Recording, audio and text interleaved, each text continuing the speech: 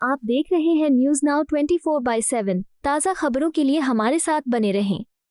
अरविंद केजरीवाल की कॉन्स्टिट्यूंसी में 6166 वोट काटने की एप्लीकेशनें दी गई हैं।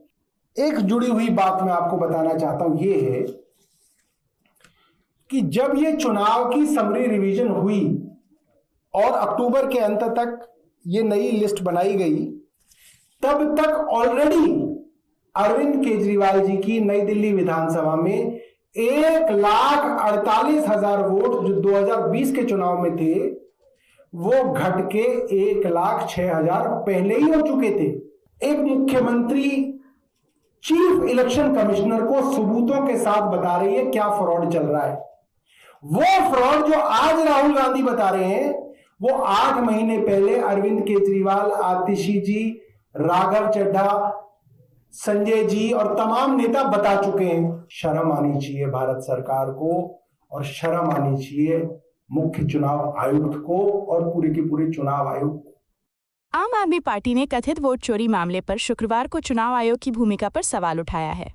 आपके प्रदेश अध्यक्ष सौरभ भारद्वाज ने कहा कि देश में चल रही वोट चोरी पर एक बड़ा खुलासा करने जा रहे हैं, जिससे 3 बातें साबित होंगी।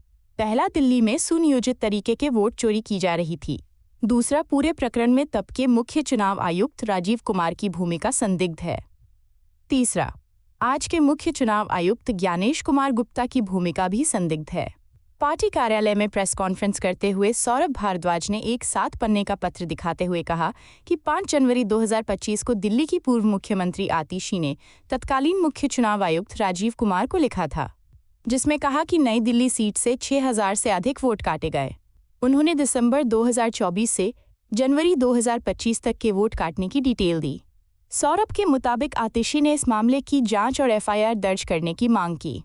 चुनाव आयोग ने कोई कार्रवाई नहीं की। आतिशी ने दोबारा पत्र लिखा, वो भी कई पन्ने का पत्र था। सौरभ भारद्वाज ने कहा कि राहुल गांधी आज जो आरोप और वोटर लिस्ट से नाम काटने की बात बता रहे हैं, आतिशी ने 8 महीने पहले चुनाव आयोग को बताया था। इस संबंध में जब आम आदमी पार्टी ने आरटीआई लगाकर आतिशी के लेटर पर क्या कार्रवाई हुई, यह जानकारी मांगी तो मुख्य चुनाव आयुक्त ने इसका कोई जवाब नहीं दिया। उन्होंने कहा, शर्म आनी चाहिए भारत सरकार चुनाव आयोग को। एक मुख्यमंत्री वोट चोरी जैसे मामले में जांच की मांग कर रही है। चुनाव आयोग द्वारा इसे व्यक्तिगत जानकारी बताकर देने से इनकार करना समझ से परे है। इस संबंध में चुनाव आयोग द्वारा कोई एफआईआर नहीं करना संदेह के घेरे में है। कल हमने कांग्रेस पार्टी के नेता राहुल गांधी जी ने जब प्रेस वार्ता की, तो हमने भी एक प्रेस वार्ता की और हमने बताया कि जो वोट चोरी और जो बेईमानी से, फ्रॉड से, इंपर्सनेशन करके जो गैर भाजपा के वोटों को कटवाने का षड्यंत्र है, इसको हम लोग कई सालों से इस पे बात करते आ रहे हैं और 2025 के 5 फरवरी के जो विधानसभा के चुनाव थे, उसमें हमने माननीय अरविंद केजरीवाल जी की कॉन्स्टिट्यूएंसी के विषय में कई बार प्रेस वार्ता की, शाहदरा के विषय में भी प्रेस वार्ता की और वो सब ऑन रिकॉर्ड है। कल जब हमने ये बात रखी तो कई लोगों के सुझाव आए। कुछ लोगों ने बोला कि साहब आप सिर्फ कह रहे हैं, आपने कोई कानूनी कार्रवाई तो की नहीं, सिर्फ प्रेस वार्ता से काम कोई ना चलता है। कुछ कल पत्रकारों ने भी पूछा कि भाई आपने क्या कानूनी कार्रवाई की। कई लोगों ने सुझाव दिया कि साहब राहुल गांधी जी प्रेजेंटेशन करते हैं, पीपीटी लगाते हैं, आप पीपीटी लगाओ। अब क्या है कि हम इसके ऊपर पीपीटी लगाएंगे यहाँ पे तो लाइट बंद करनी पड़ेगी, तो वो ठीक चलेगा नहीं। हमारे पास इतना लंबा चौड़ा जो है कांग्रेस जितना एलईडी वेलईडी वाला तामझाम नहीं है, तो छोटी पार्टी के हिसाब से प्रेस वार्ता करेंगे। फिर भी मैंने आप लोगों के सुझाव के हिसाब से कागज जो है बड़े करके कलर्ड प्रिंट आउट निकलवा लिए हैं। इतना खर्चा हम लोग कर पाएंगे। ये पत्र 5 जनवरी 2025 का है और उस समय की दिल्ली की मुख्यमंत्री का पत्र है Rajiv Kumar chief election commissioner को। और सिर्फ इसके अंदर कोई कहानी नहीं है, बाकायदा डेटा दिया गया है कि कैसे 5 जनवरी 2025 को पिछले कुछ दिनों में 15-20 दिनों के अंदर अरविंद केजरीवाल की कॉन्स्टिट्यूंसी में 6166 वोट काटने की एप्लीकेशनें दी गई हैं। और ये लिखा गया हमने कि रोज एप्लीकेशन इस तरह से आ रही है। 29 अक्टूबर से 15 दिसंबर तक ये जो एप्लीकेशन आई, 29 अक्टूबर से 15 दिसंबर तक 2776 एप्लीकेशन आई। और उसके बाद 16 दिसंबर को 234 एप्लीकेशन, 17 दिसंबर को 298 एप्लीकेशन, 24 दिसंबर को 1103 एप्लीकेशन आई वोट काटने की, 25 दिसंबर को 982, 26 दिसंबर को 989, इस तरीके से 500, 700, 1000 एप्लीकेशन 19 दिसंबर को। और फिर ये आगे हमने लिखा कैसे वोट जोड़ने के लिए एप्लीकेशन हर रोज सिर्फ नई दिल्ली विधानसभा के अंदर दी जा रही है। इससे एक जुड़ी हुई बात मैं आपको बताना चाहता हूं, ये है कि जब ये चुनाव की समरी रिवीजन हुई और अक्टूबर के अंत तक ये नई लिस्ट बनाई गई, तब तक ऑलरेडी अरविंद केजरीवाल जी की नई दिल्ली विधानसभा में 1,48,000 वोट जो 2020 के चुनाव में थे वो घट के 1,06,000 पहले ही हो चुके थे। पहले ही 42,000 वोट तो उनकी विधानसभा में काटे जा चुके थे। उसके अलावा 66,600 वोट जो है काटने के लिए दिया गया। और ये बाकायदा आप देखिए, ये पहला पन्ना, ये दूसरा पन्ना, ये तीसरा पन्ना, जिसके अंदर बाकायदा हमने नाम सहित बताया। Tarun Kumar Chautala NDMC quarters Khan market के आदमी हैं, स्टूडेंट हैं दिल्ली यूनिवर्सिटी के, उनके नाम पे 85 नोटिस दिए गए वोट काटने के, और उन्होंने बताया कि उन्होंने ऐसा कोई एप्लीकेशन दिया ही नहीं। उषा देवी गोल मार्केट में रहती हैं, उनकी तरफ से 22 एप्लीकेशन दी गई और उन्होंने कहा कि उन्होंने आज तक कोई ऐसी एप्लीकेशन नहीं दी। इसी तरीके से और 3 ऑब्जेक्टर, सुनीता देवी, विपिन, मोनिका और तमाम बहुत सारे लोग, श्री राजकुमार आदि बहुत सारे लोग हैं जिनके बाकायदा नाम और पते के साथ हमने बताया कि ये एप्लीकेशनें इनके नाम से फ्रॉड करके दी गई, जो एप्लीकेशन झूठी थी, और जिनके विषय में दी गई उसमें से ज्यादातर लोग वहां रह रहे हैं और उनके वोट काटने की एप्लीकेशन दी गई। ये है, ये पेज नंबर 5, ये पेज नंबर 6, ये पेज नंबर 7 पेजों की चिट्ठी दिल्ली की उस वक्त की मुख्यमंत्री आतिशी जी ने Rajiv Kumar chief election commissioner को भेजी 5 जनवरी को। और इसमें जो मुख्य बात ये कही गई थी, criminal investigation to be initiated in cases of fraudulent identities being used for voter deletion. देखिए, अगर आप किसी और का नाम लेके इंपर्सनेशन कर रहे हैं, फ्रॉड कर रहे हैं, वोट डिलीट कराने का पूरा प्रोसेस इनिशिएट कर रहे हैं, तो सीधा सीधा इसके अंदर तो एफआईआर बनती है, क्रिमिनल इन्वेस्टिगेशन बनती है। और इलेक्शन कमीशन का जो काम है, जो उनको करना चाहिए, वो एक पार्टी और उसकी मुख्यमंत्री उनको अपने लेटर हेड पर लिख के दे रही है कि भाई ये सारी जानकारी है, आप कार्रवाई कीजिए, आप इसके अंदर इन्वेस्टिगेशन कीजिए। ये 5 जनवरी का है, कोई इन्वेस्टिगेशन नहीं शुरू की गई। आगे सुनिए, कुछ कागज शायद बाहर रह गए हैं, देखिए। उसके बाद 8 जनवरी को दोबारा से आतिशी जी ने पत्र लिखा, मुख्य चुनाव आयुक्त राजीव कुमार जी को लिखा, और दोबारा यही बातें कही गई कि भाई आप कुछ कार्रवाई कीजिए। उसके बाद 9 जनवरी को यह पत्र अरविंद केजरीवाल जी ने लिखा पार्टी के लेटर हेड पे, chief election commissioner, election Commission of India, और सारा का सारा फ्रॉड जो नई दिल्ली विधानसभा में चल रहा था उसके विषय में तफसील से बताया। ये 9 जनवरी का है।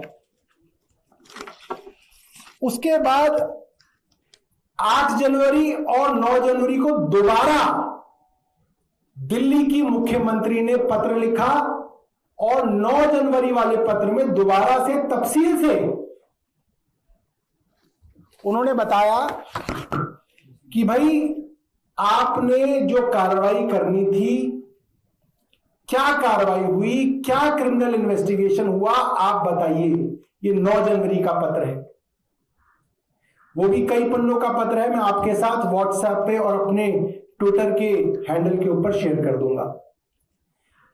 अब एक मुख्यमंत्री चीफ इलेक्शन कमिश्नर को सबूतों के साथ बता रही है क्या फ्रॉड चल रहा है। वो फ्रॉड जो आज राहुल गांधी बता रहे हैं, वो 8 महीने पहले अरविंद केजरीवाल, आतिशी जी, राघव चड्ढा, संजय जी और तमाम नेता बता चुके हैं। तो हमने पिछले महीने एक आरटीआई लगाई, मुख्य चुनाव आयुक्त को आरटीआई लगाई कि भाई जो आतिशी जी थी, उस वक्त की मुख्यमंत्री थी, उन्होंने आपको 9 जनवरी को एक शिकायत की, क्या आपको वो शिकायत मिली? तो उसका जवाब हमने पूछा अंग्रेजी में, the date on which the said letter was received by the Election Commission of India and the inward diary entry assigned to it. Diary entry बताएं और किस दिन आपको मिली बताएं। इलेक्शन कमीशन का जवाब है, the letter dated 9/1/2025 of the then chief minister of Delhi miss Atishi to the then election commissioner Shri Rajiv Kumar was received in the commission on 9 January 2025 with the diary number 367619/R&I/2025। इनको मिल गया। अगला प्रश्न, please provide the name, designation and the contact details और the authority responsible for examining, processing or taking action on the said letter dated 9/1/2025। अब हमने सवाल कहा कि भाई साहब आपको हमने शिकायत दी, एक मुख्यमंत्री ने मुख्य चुनाव आयुक्त को शिकायत दी और उसके विषय में 10 बार प्रेस वार्ता अलग अलग नेताओं ने की, ट्विटर पे डाला, सबको बताया कि भैया चोरी हो रही है, लिखित में शिकायत दी है साइन करके लेटर हेड पे, और उस पर कार्रवाई हुई। तो वो बताएं कि किस अफसर को, किस अथॉरिटी को इसके ऊपर कार्रवाई और जांच करने के लिए कहा गया, कृपया बताएं। तो उसका जवाब सुनिए, मुख्य चुनाव आयुक्त के यहां से जो आया है, कहते हैं disclosure of the said information has no relationship with the public, with any public activity or interest, therefore the disclosure of the same is exempted as per the section 81J of Right to Information Act 2005। शर्म आनी चाहिए भारत सरकार को और शर्म आनी चाहिए मुख्य चुनाव आयुक्त को और पूरे के पूरे चुनाव आयोग को। एक मुख्यमंत्री ने लिखित में शिकायत की इनसे कि गलत तरीके से वोट चोरी हो रही है, नाम दिए, पते दिए, इंफॉर्मेशन दी, एविडेंस दिया। ये क्या कह रहे हैं कि ये जानकारी एक व्यक्तिगत जानकारी है। क्यों? रिश्ते की जानकारी है। ये क्या व्यक्तिगत है इसके अंदर? एक मुख्यमंत्री, एक कॉन्स्टिट्यूशनल अथॉरिटी दूसरी कॉन्स्टिट्यूशनल अथॉरिटी को वोट चोरी जैसे गंभीर मामले में जांच के लिए कह रही है, प्रेस वार्ता करके बता रही है कि हमने ये इंफॉर्मेशन दी। ये उसकी जांच की इंफॉर्मेशन नहीं देना चाहते, ये नहीं बताना चाहते कि कौन जांच कर रहा है। ये तो सबसे साधारण बात है। इसमें क्या पर्सनल इंफॉर्मेशन हो सकती है? इसमें क्या इंडिविजुअल इंफॉर्मेशन हो सकती है? ये भी सरकार नहीं बताएगी तो फिर आरटीआई में आप बताओगे क्या? फिर तो आरटीआई में कुछ भी नहीं बताओगे आप। फिर हमने पूछा इनसे, please provide the copy of file noting internal communication records indicating any action investigation initiated और ऑफिशियल रिस्पॉन्स प्रिपेयर्ड और issued by Election Commission of India in relation to the letter dated 9/1/2025। Information नहीं दी गई, दोबारा से कह दिया गया आरटीआई एक्ट सेक्शन 81J, मतलब ये एक व्यक्तिगत जानकारी है, हम नहीं देंगे। फिर हमने पूछा, please inform whether any FIR was filed in this connection. जवाब आया, नो इंफॉर्मेशन अवेलेबल, यानी कि कोई FIR इलेक्शन कमीशन ने रजिस्टर नहीं की। मुख्यमंत्री ने लिखित में दिया है मुख्य चुनाव आयुक्त राजीव कुमार को। तो एक तो वो मुख्य चुनाव आयुक्त थे राजीव कुमार, आज रविशंकर जी बड़ा दुखी थे, ज्ञानेंद्र कुमार गुप्ता जी का नाम दे दिया गया, ज्ञानेंद्र कुमार गुप्ता जी की फोटो दिखा दी गई, कह रहे भैया वो तो 2023 में नहीं थे, अब तो है। ये आरटीआई तो हमने ज्ञानेंद्र कुमार के दफ्तर से पूछा है, ये तो ज्ञानेंद्र कुमार गुप्ता के दफ्तर से आई है ये आरटीआई, जिसके अंदर वो छुप रहे हैं, भाग रहे हैं, दौड़ रहे हैं कि जवाब नहीं देंगे आरटीआई का। क्यों नहीं देंगे? चोरी छुपानी है, इसके अलावा और क्या हो सकता है? एक वो मुख्य चुनाव आयुक्त थे जिन्होंने जांच नहीं कराई, एक ये मुख्य चुनाव आयुक्त है जो उस जांच की जानकारी देने से भाग रहे हैं। तो दोनों की जो भूमिका है संदिग्ध है। उस समय के राजीव कुमार और इस समय के ज्ञानेंद्र कुमार गुप्ता, दोनों मुख्य चुनाव आयुक्तों की भूमिका संदिग्ध है। और ये बात मैं बहुत जिम्मेदारी से कह रहा हूं। कोई जगह कोई आप रीजनेबल आदमी को दिखा लो कि भाई ये क्या हो रहा है, वो कहेगा चोरी हो रही है, खुल्लम खुल्ला हो रही है, खुल्लम खुल्ला हो रही है। उसके बाद हमने पूछा क्या आपने किसी और को फॉरवर्ड किया है, तो आप बताएं, नो इंफॉर्मेशन अवेलेबल। क्या आपने कोई इसके ऊपर कार्रवाई की है, नो इंफॉर्मेशन अवेलेबल। फिर हमने पूछा कि अभी जो current, please provide the current status of the said letter in the official records of Election Commission of India. अब क्या इसका स्टेटस है, तो लिखा है no action is pending on the part of Election Commission. तो मतलब फाइल बंद हो गई, बिना कुछ करे ही फाइल बंद हो गई। आप सोचिए, एक ऑर्गेनाइज्ड रैकेट है, एक पूरा का पूरा ऑर्गेनाइज तरीके से इस लोकतंत्र की लूट हो रही है। लोग लाइनों में लग के वोट डाल रहे हैं, सोच रहे हैं अपनी सरकार बनाएंगे, सरकार इनके हिसाब से बनाई जा रही है। उसको पकड़ा गया, सबूतों के हिसाब से इनको दे दिया गया। ये कार्रवाई, इन्होंने इन्वेस्टिगेशन ही नहीं कराई। इन्वेस्टिगेशन कराते तो इनके लोग पकड़े जाते। वो लोग पकड़े जाते कि किन्होंने डिलीशन की एप्लीकेशन लगाई थी, हजार लोगों के नाम डिलीट करा रहे हैं, कौन लोग हैं, वो पकड़े जाते 8-8। तो इसलिए वो इन्वेस्टिगेशन नहीं कराई। तो मुझे लगता है ये सारे के सारे कागज जो है हम लोग आपके सामने जो है उस पर डाल देंगे, व्हाट्सएप पे भी डाल देंगे आपके ग्रुप में, और ट्विटर पे मैं अपने हैंडल पे और ताकि सब चीजें डाल दूंगा। और इसके ऊपर जो है मैं चाहूंगा इलेक्शन कमीशन जो है इसका जवाब दे। कल बड़ी हास्यास्पद बात हुई है, राहुल गांधी जी ने प्रेस वार्ता करके बताया कि ऑनलाइन डिलीशन की एप्लीकेशंस डाली गई। इलेक्शन कमीशन ने आधे घंटे में लिख दिया ऑनलाइन डिलीशन संभव नहीं है। कमाली है, क्यों नहीं है संभव? ऑनलाइन फॉर्म 7 अवेलेबल है, अभी भी अवेलेबल है। आप फॉर्म 7 देखिए और वो डालिए।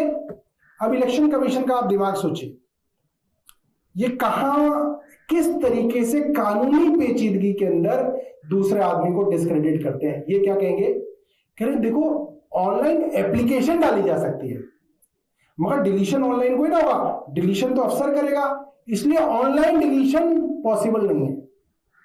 तो फिर तो ऑनलाइन पासपोर्ट भी पॉसिबल नहीं है, फिर तो ऑनलाइन लाइसेंस भी पॉसिबल नहीं है, फिर तो ऑनलाइन जो है डेथ सर्टिफिकेट भी पॉसिबल नहीं है, कुछ भी ऑनलाइन पॉसिबल नहीं है, क्योंकि ऑनलाइन तो एप्लीकेशन होती है।